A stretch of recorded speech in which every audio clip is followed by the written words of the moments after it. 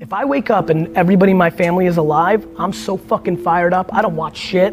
I don't listen to shit. I'm so grateful. Fuck yeah. Positivisme, perspective et surtout de la patience. Ce qu'on vient d'entendre, c'est exactement ce qui a inspiré puis ce qui inspire encore aujourd'hui mon aventure dans la VV Lycomi Family. C'est donc avec le cœur puis la passion que je vous embarque avec moi pour un autre épisode du VV Frog Show.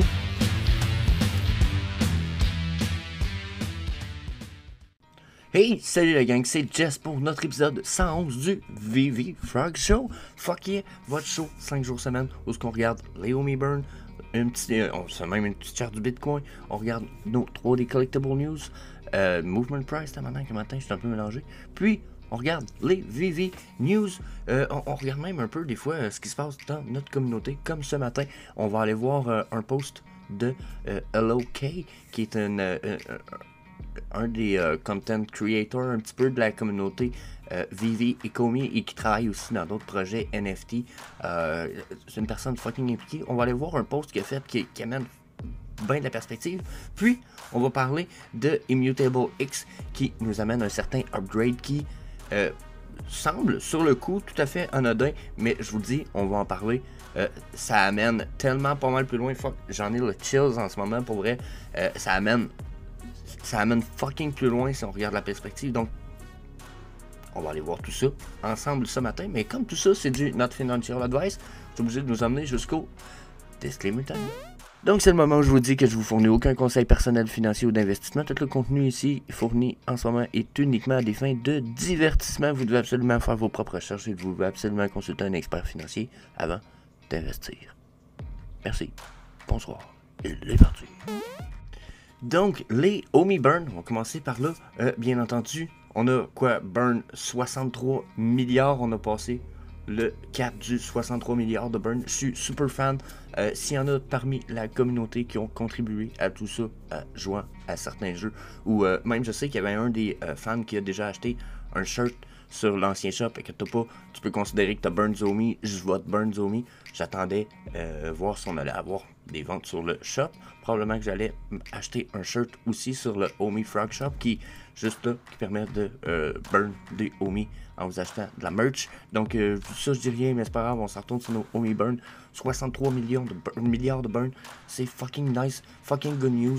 Le prix étant à 0,014, je souhaite qu'il descende pour qu'on drop hostie direct comme qui est écrit de la part de là je vais pas lire son nom, il est tout fucké, mais il dit 110 années.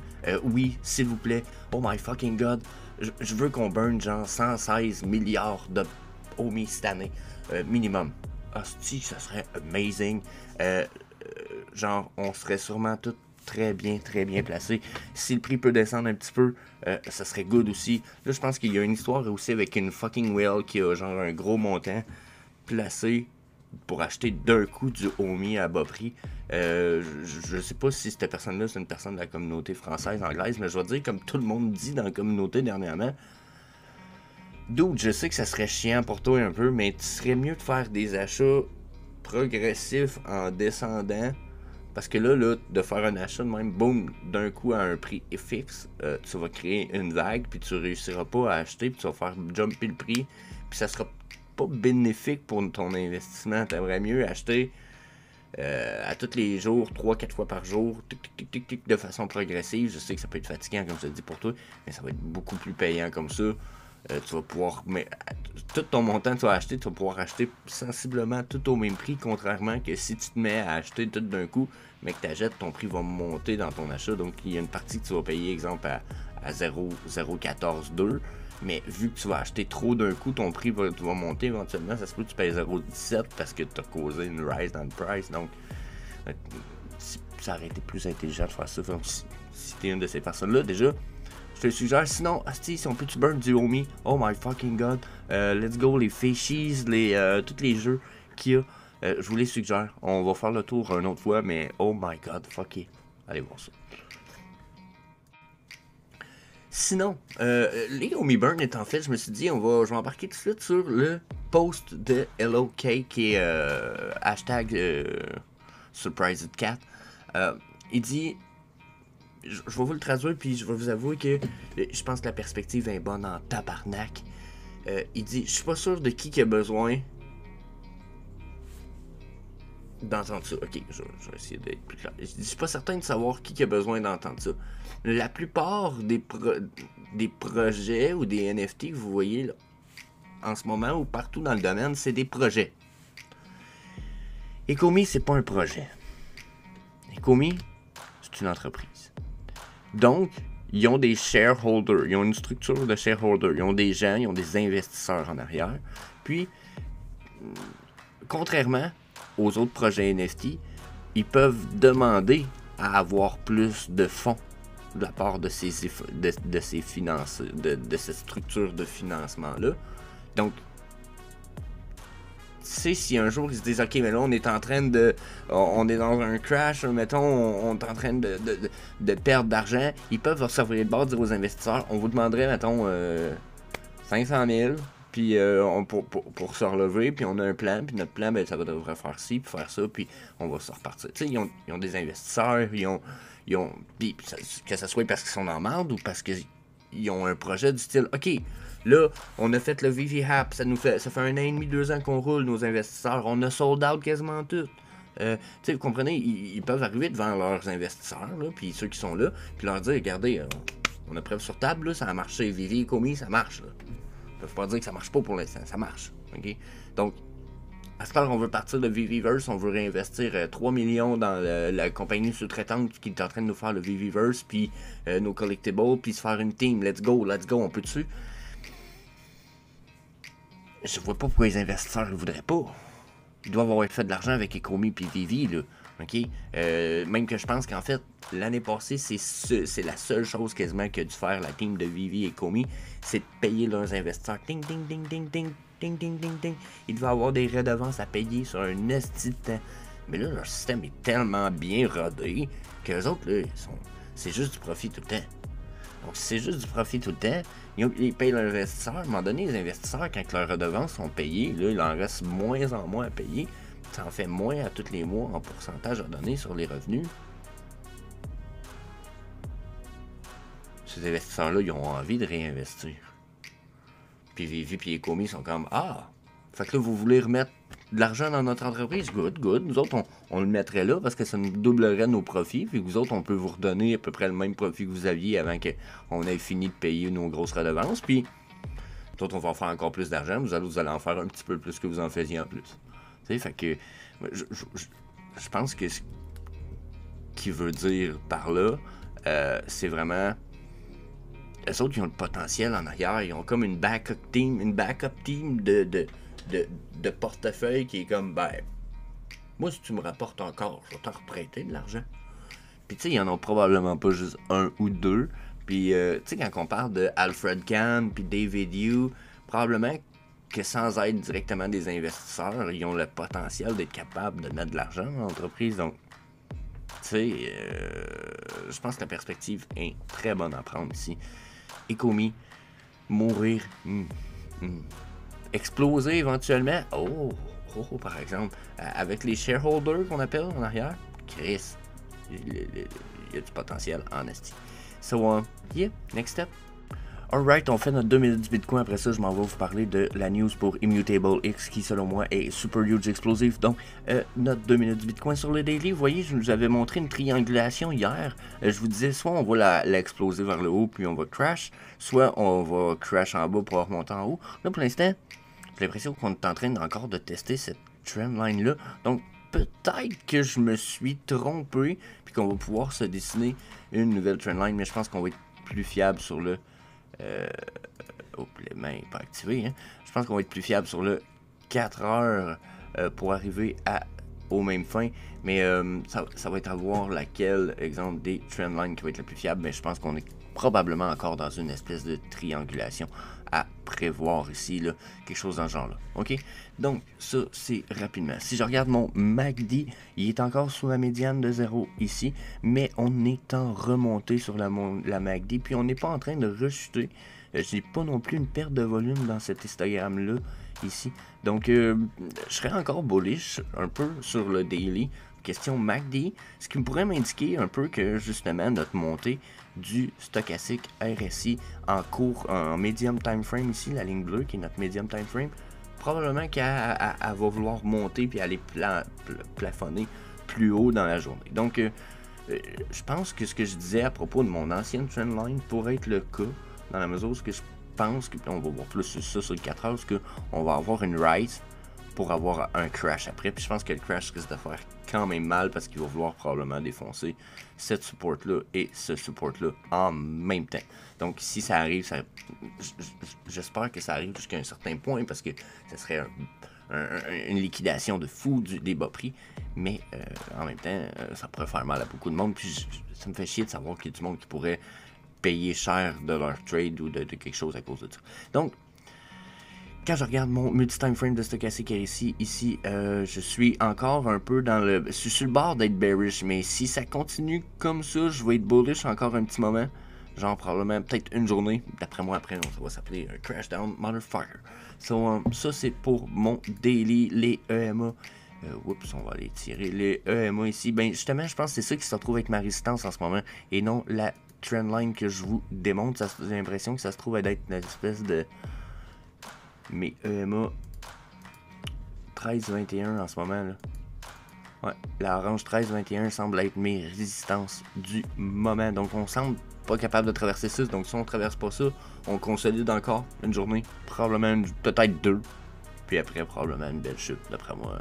Surtout que le stochastique RSI, ouais, mon multi-time frame me l'indique. Donc ça c'est mon daily. Je fais tout le temps ça trop long, ce maudit Bitcoin là. Je voulais le faire en 2 minutes au début, puis c'est jamais faisable. Si je regarde pour le 4 heures, regardez mon MACD, lui justement, je perds la puissance. Donc si je réussis vraiment pas à percer, ce que j'ai pas l'impression de prime abord, quand je regarde tout ça, on est sur le bord de chuter. Puis ici on a eu une remontée, mais d'après moi cette remontée là risque d'être de courte durée. Encore là on a pour quelques 4 heures avant que ça descende, ça remonte, puis probablement une chute. Dans les 2 jours, je nous verrais très bien chuter. On est trop en compression de prix ici. Puis, si je regarde les EMA, on est en train de traverser ici.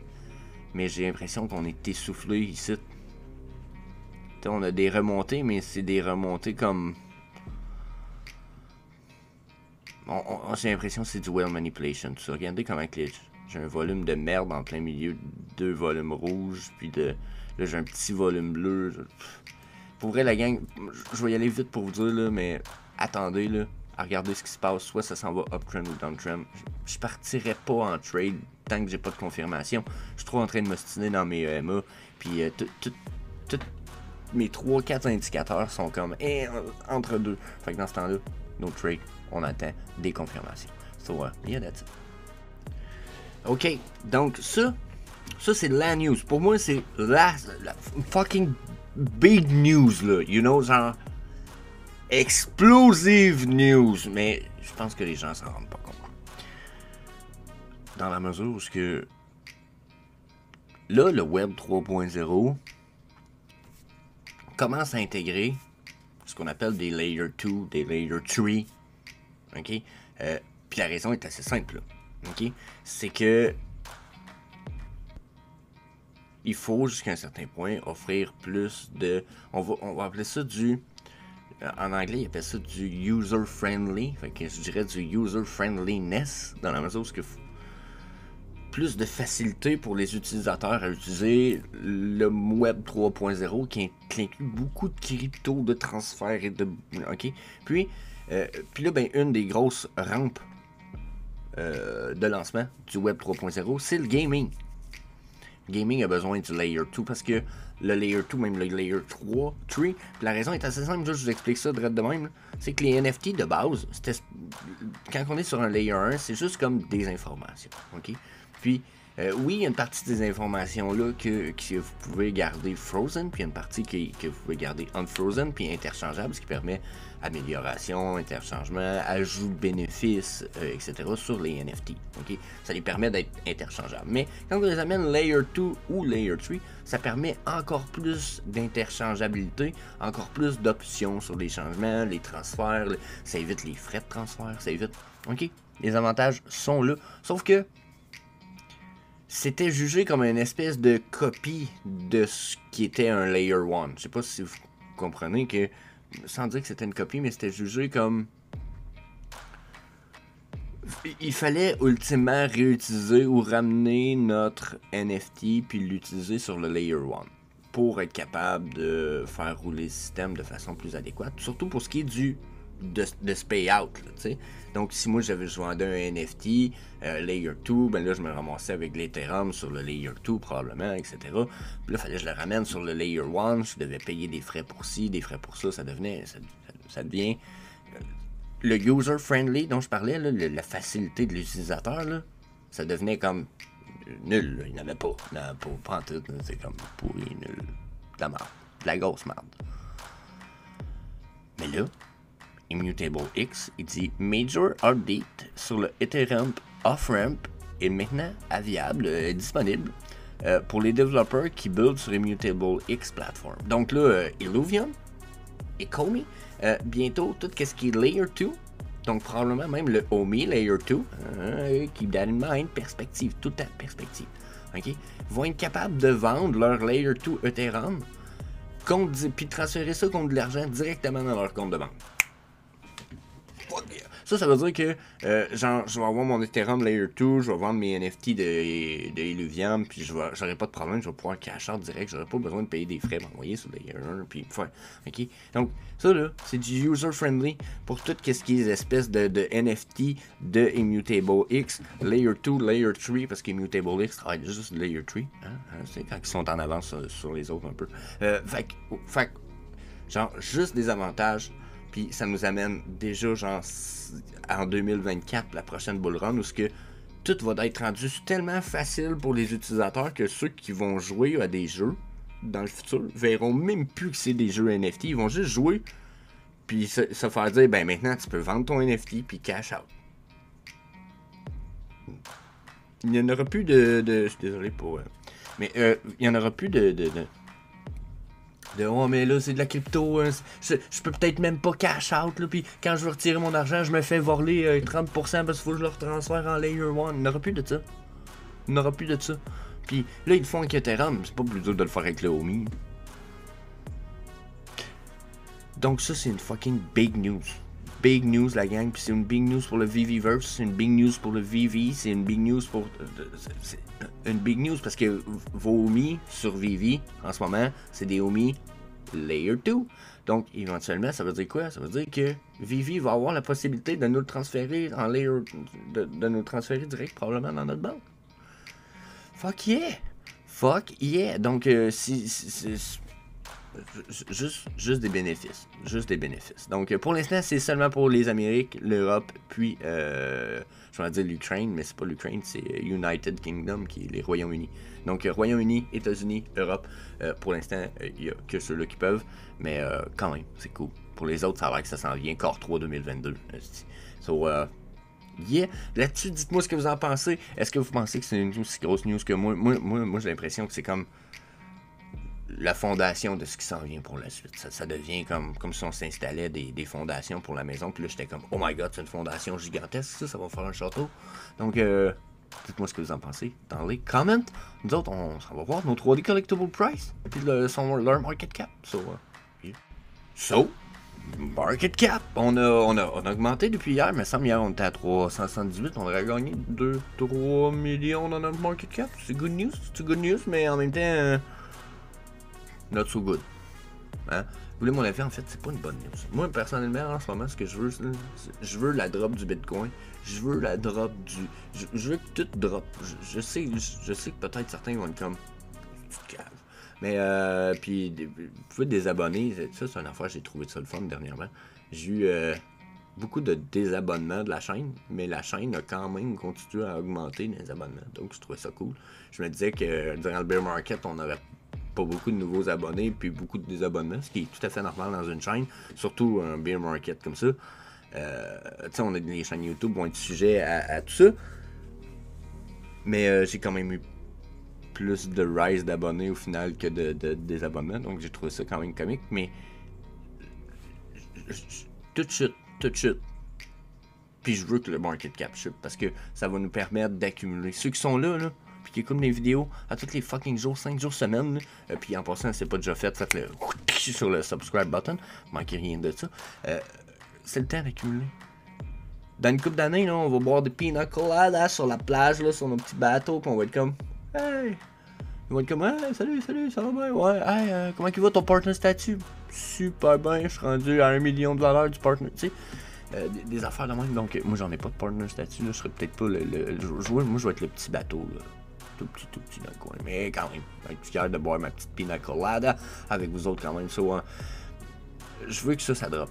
Puis là, en ce moment, ben, notre market cap, puis si je regarde des mouvements un peu crypto, là, général, je pourrais redessiner cette ligne-là un peu mieux, là, mais peut-être que les tops pourraient être mieux dessinés un petit peu plus haut ici, là, mais je trouve qu'on a un canal pas mal perpendiculaire, là, même si celle-là ici, j'ai l'impression qu'elle est plus proche de là que de là, mais j'ai l'impression que c'est moi qui l'ai mal dessiné un petit peu. Mais si vraiment on respecte un peu ce qui se passe là, j'espère qu'on va plafonner puis qu'on s'en va vers les 200 millions de market cap. Oh my god, j'aimerais ça qu'on s'en aille là. On pourrait tellement accumuler la gang puis en être riche que je le souhaite. Je nous le souhaite tout à l'heure. Ça va être débile si ça fait ça. On va avoir des collectibles qui vont dropper. Mais pour l'instant, on est sur une rise minuscule de nos 3D collectibles. Enfin, qu'on va aller voir ce que tout ça nous offre jusqu'à un certain point pour nos collectibles. So, yep. Oh. Alright, donc sur le 24-hour trend, on sait qu'on est sur une baisse de market cap. Je nous ai mis tout de suite sur les drops de price. Je me suis dit, on va aller voir ce qu'il y a là. À 2800 sur l'Italie. Oh my god, c'est cool, mais c'est cher en tabarnak. Safin Mass, Fin Terpene. Les times, probablement que Master Collector Program dans le futur, un jour, mais que les fans de time arrivent, ça peut valoir la peine. À 10$, c'est vraiment pas cher. Les Batman, j'ose pas trop. Coca-Cola, là, surtout ça, là, ça j'hallucine un peu peut-être, là. Je pense que je capote, mais je pense que ces pieces-là, puis les autres Coca-Cola, ça vaut la peine. 12$, c'est vraiment pas cher. Rhythmo, c'est supposé être animé. Il est animated, c'est ça, l'Unicorn et Mermicorno qui est animated. 388, il est à son all-time low, pas cher. Sam Wilson à 10$, quand même pas cher. J'en ai 3, je suis parti pris un petit peu. Mais je pense quand même que pour un Mighty Marvel, il est cool, il est pas cher. Yeah, that's it. Sinon, Backstab, Day of the Dead Child, yeah, super belle opportunité. Dragon Girl, probablement une belle opportunité à ce prix-là. Ghostbuster logo, j'ose pas me prononcer. C'est des Grail, c'est vrai que c'est des Grail, il y en a pas beaucoup, mais que je les aime pas. Donc, à évaluer. Snow Globe, Coca-Cola aussi, je pense pas que ça soit nécessairement à négliger. Je pense que les compagnies style Coca-Cola, etc. Tu sais, si Givenchy prévoit des utilités à fond de caisson pour le Viviverse, pensez-vous que Coca-Cola n'aura pas, hein? Ça serait un peu ridicule, je pense qu'il ferait rire des autres. Donc, Snow Globe, les autres, peu importe. Super opportunité, selon moi. Donc, il y en a qui ont sûrement remarqué en ce moment, j'essaie de clencher ça. Parce que je passe tout le temps trop de temps à jaser sur d'autres choses. Donc, les Givenchy Cards, super opportunité encore une fois ici à 105 gems. Les Matt Gun Deck Stuff est super pas cher aussi, donc on n'a pas craché là-dessus. Et je pense qu'on va aller voir les all-time low. Je finis ça là-dessus. Les opportunités sont là tout le temps, hein, mais ça dépend tout le temps de ce que vous êtes prêts. Murder ou Redrum, là, en fait, moi je lis tout le temps son nom en anglais. Murder, 35 gems. Oh my god, ça c'est pas cher. Pixar aussi, je les verrais avoir de l'utilité dans le futur du Viviverse, ça ferait du fucking sense. So, ça ici, Lightyear by Spirit, il est super beau, celui-là, il est son all-time low, c'est cool. Ceux-là, les Rewind collectifs, c'est con que ça soit pas cher, puis en plus, ils risquent de descendre encore plus parce que c'est le genre de pièces qu'on a l'impression que durant le bear market, les gens ne voient pas le potentiel, puis c'est encore mieux pour nous autres. Donc, ça ici, j'ai envie de dire,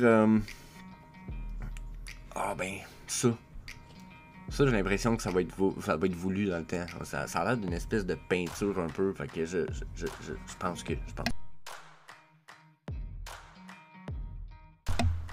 Sinon, je sais pas pour les autres. Je veux pas me prononcer. Ah, ben les Givenchy là. Givenchy. Je pense que ça peut valoir la peine.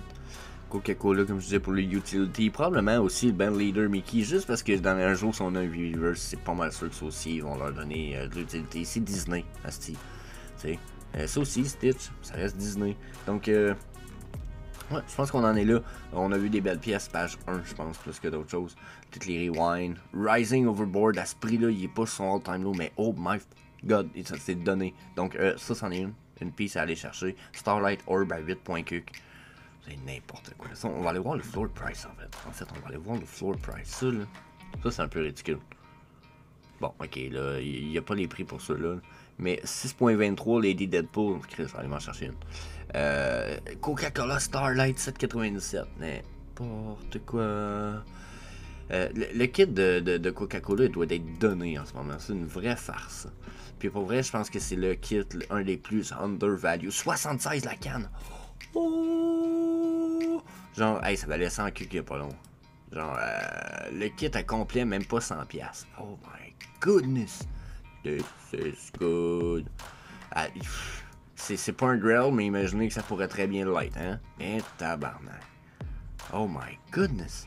This is crazy good! So, yeah! That's it. Je pense que je nous laisse ça là-dessus. Les opportunités sont là, la gang. Crachez pas là-dessus, regardez ça. Tabarnak, des timbres. Ça ici, le Queen of Hearts, c'est genre le Master Collector Program 7 qui était le moins cher il y a pas long. 69 gems, ça donne genre 16 Master Collector Points par jour. Check bien ça, on va aller sur 7 là. Check bien ça. C'était ça? Non, c'était ça ici.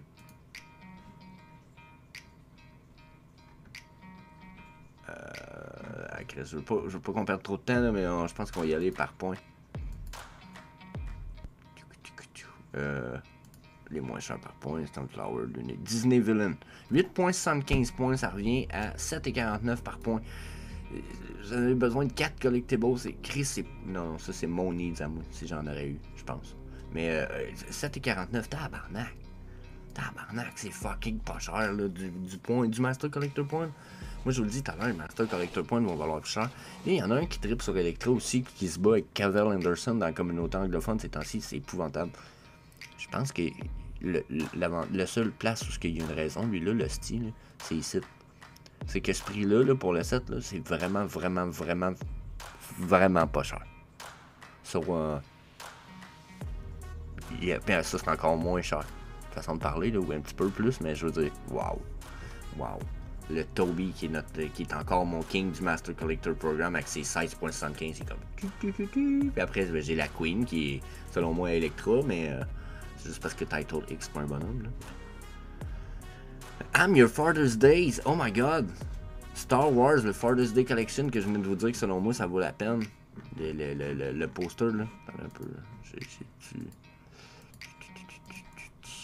Ah, c'est pas ça que je chasse. Donc ça ici. Je vais écrire Star, je vais trouver ça ici. I'm Your Father's Day. Oh fuck. Pour vrai là, ça ici là, je m'en étais pas rendu compte, mais que ça donne autant de Master Collector Points.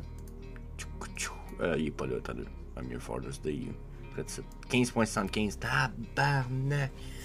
On laisse ça là-dessus, la gang. Les opportunités sont là. N'hésitez pas à les utiliser. vivi7list.com. Drette comme ça se dit, vivi, S-E-T, list, L-I-S-T.com. Allez voir là-dessus. That's it. That's all, je vous dis. À demain. That's it. Omi Frog Show qui s'en vient. Il faut que j'aille faire ça. Yeah.